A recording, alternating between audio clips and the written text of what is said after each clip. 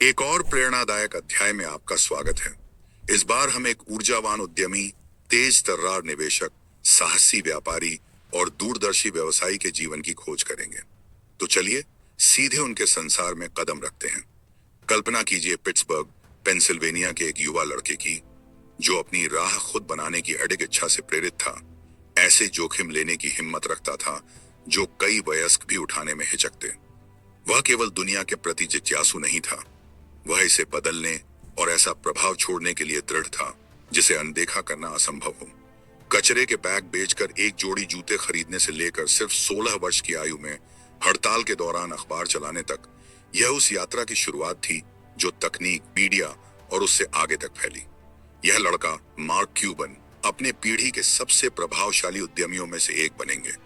लेकिन यह कहानी कि उन्होंने उस मुकाम तक कैसे पहुंचाई, यह गणितीय जोखिम, साहसिक कदमों और अडिग उत्साह से भरी हुई है। 31 जुलाई 1958 को पिट्सबर्ग में नॉर्टन और शर्ली क्यूबन के यहाँ जन्मे मार्क एक यहूदी कामकाजी वर्ग के परिवार में माउंट लेबनन में बड़े हुए। उनके पिता ऑटोमोबाइल अपहोल्स्टर थे और उनकी माता के करियर की महत्वाकांक्षाएं विविध थीं। परिवार का नाम मूल रूप से चाबिनेस्की था, जिसे उनके पितामह ने रूस से आप्रवास के समय बदल दिया, जबकि उनकी मातृपक्षीय दादा दादी रोमानियाई यहूदी प्रवासी थे। बहुत कम उम्र से ही क्यूबन में उद्यमिता की भावना प्रकट हुई। 12 साल की उम्र में उन्होंने जूते खरीदने के लिए कचरे के बैग बेचे और जल्द ही अपने व्यवसाय को स्टैंप, सिक्कों और अंततः हड़ताल के दौरान अखबार चलाने तक बढ़ाया। हाई स्कूल का अंतिम वर्ष छोड़कर वह यूनिवर्सिटी ऑफ पिट्सबर्ग में पूर्णकालिक छात्र बने और बाद में इंडियाना यूनिवर्सिटी की केली स्कूल ऑफ बिजनेस में स्थानांतरित हुए, जहां से 1981 में स्नातक हुए। कॉलेज में भी क्यूबन ने व्यवसाय को रचनात्मक रूप से खोजा। एक बार का बार चलाना, डिस्को कक्षाएं देना और चेन लेटर स्कीम में भाग लेना, और यह सब अपनी पढ़ाई के साथ संतुलित करना। स्नातक होने के बाद क्यूबन पिट्सबर्ग लौटे और मिलोन बैंक में काम किया। मशीनों और नेटवर्किंग में डूब गए, लेकिन बड़े अवसरों का आकर्षण उन्हें 1982 में डलास, टेक्सास ले आया, जहां उन्होंने पहले एलेन ऑन ग्रीनविल एवेन्यू में बारटेंडर के रूप में शुरुआत की। फिर योर बिजनेस सॉफ्टवेयर में बिक्री की भूमिका में गए। बड़े सौदों का पीछा करने के कारण सफाई की जिम्मेदारियां निभाने के बजाय उन्हें निकाल दिया गया, लेकिन उनके उद्यमिता की आग और बढ़ गई। उन्होंने माइक्रो सॉल्यूशंस की सह स्थापना की, जो एक सिस्टम इंटीग्रेटर और सॉफ्टवेयर रिसेलर थी, और कार्बन कॉपी, लोटस नोट्स और कॉम्प्यूसर्व जैसी नई तकनीकों का लाभ उठाया। परोज सिस्टम्स जैसे उल्लेखनीय ग्राहकों के साथ माइक्रो सॉल्यूशंस 6 मिलियन में बेच दिया। करों के बाद उनके पास लगभग $2 मिलियन बचे। 1995 उन्होंने टॉड वॉगनर के साथ ऑडियोनेट में साझेदारी की, जिसे बाद में 1998 broadcast.com में बदल दिया। सिर्फ एक सर्वर और ISDN लाइन से शुरू होकर उन्होंने कंपनी को 330 कर्मचारियों और 5.7 बिलियन के स्टॉक में खरीदा। क्यूबन की दूरदर्शिता ने उनके भाग्य को स्टॉक के गिरने से सुरक्षित रखा। हालांकि यह अधिग्रहण अब याहू की गलती माना जाता है, यह क्यूबन के लिए एक और महत्वपूर्ण मील का पत्थर था। वागनर के साथ उन्होंने 2929 एंटरटेनमेंट का निर्माण जारी रखा, लैंडमार्क थिएटर्स का अधिग्रहण किया और स्टार सर्च को पुनः चालू किया। क्यूबन का उद्यमिता प्रभाव मीडिया से कहीं अधिक फैला। उन्होंने AXS टीवी की सह स्थापना की, ABC के द बेनेफैक्टर को लॉन्च किया और सिनर्जी स्पोर्ट्स टेक्नोलॉजी में निवेश किया।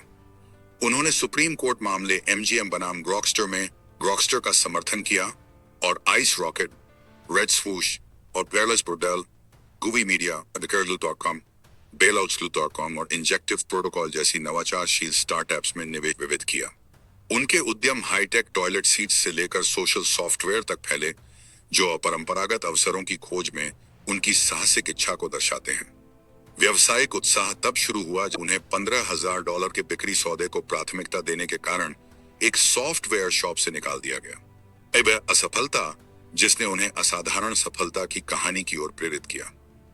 2000 में क्यूबन ने डलास मैवरिक्स का अधिग्रहण किया और एक संघर्षरत फ्रेंचाइजी को चैंपियनशिप जीतने वाली ताकत में बदल दिया। उनके नेतृत्व में मैवरिक्स ने नियमित सीजन में 69% जीत दर हासिल की, लगातार प्ले ऑफ में जगह बनाई और अंततः 2011 NBA चैंपियनशिप जीती, जिससे क्यूबन को मालिक के रूप में NBA चैंपियन का सम्मान मिला। कोर्ट के बाहर उन्होंने टिकट और मर्चेंडाइज के लिए बिटकॉइन और डोज कॉइन स्वीकार करने जैसी नवाचार पेश की, जो उभरती प्रौद्योगिकियों को अपनाने का संकेत देती है। दिसंबर 2023 में उन्होंने मैवरिक्स में अपनी 58% हिस्सेदारी $2 अरब में बेच दी, जो उनके खेल व्यवसाय में रणनीतिक कुशलता को दर्शाती है। उद्यम बास्केटबॉल से कहीं अधिक फैले। उन्होंने एमएलबी फ्रेंचाइजियों जैसे चिकागो क्यूब्स, टेक्सास रेंजर्स और लॉस एंजल्स डॉजर्स की खरीद का प्रयास किया और न्यूयॉर्क मेट्स और पिट्सबर्ग पायरेट्स में अल्पसंख्यक हिस्सेदारी में रुचि दिखाई। उन्होंने एनएचएल के पिट्सबर्ग पेंगुइन्स को अधिग्रहित करने का प्रयास किया और पेशेवर कुश्ती, मिश्रित मार्शल आर्ट्स एंड फुटबॉल में भी कदम रखा, जिसमें WWE स्टोरी लाइन और HD नेट फाइट्स शामिल हैं। उनके ई स्पोर्ट्स प्लेटफॉर्म्स में निवेश, जैसे Unikrn and professional futsal league and MIT Sloan sports analytics conference में भागीदारी, खेल मनोरंजन और प्रबंधन के उनके दूरदर्शी दृष्टिकोण को उजागर करती है। 2011 में क्यूबन ABC की रियलिटी श्रृंखला शार्क टैंक में एक प्रमुख शार्क बने और 111 एपिसोड में 85 डीलों में निवेश किया, कुल 19.9 मिलियन, जिसमें 1031 productions, Rugged Maniac obstacle race at Beat Box Beverages में प्रमुख निवेश शामिल है।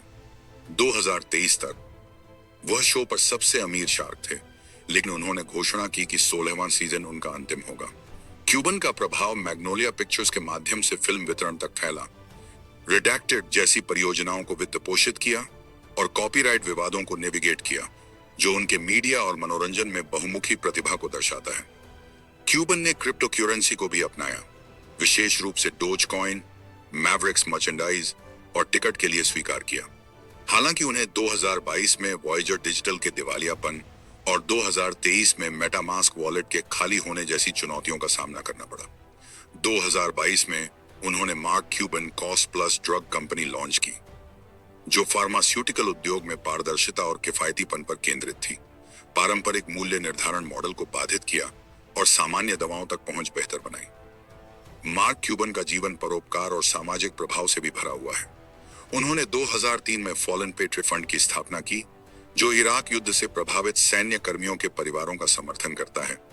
2015 में इंडियाना यूनिवर्सिटी ब्लूमिंगटन को mark Cuban centre for sports media and technology के लिए $5 मिलियन का योगदान दिया और 2020 में पूर्व NBA खिलाड़ी डेलोंट वेस्ट की व्यक्तिगत मदद की। क्यूबन की राजनीतिक भागीदारी में लिबर्टेरियन झुकाव और प्रगतिशील कार्य शामिल हैं, जैसे कि रिपब्लिकन और डेमोक्रेटिक उम्मीदवारों को दान देना, हिलेरी क्लिंटन और जो बिडेन का समर्थन करना, डोनाल्ड ट्रंप की आलोचना और गेम स्टॉप उन्माद के दौरान रेडिट के वॉल स्ट्रीट बेट्स फोरम में भाग लेना।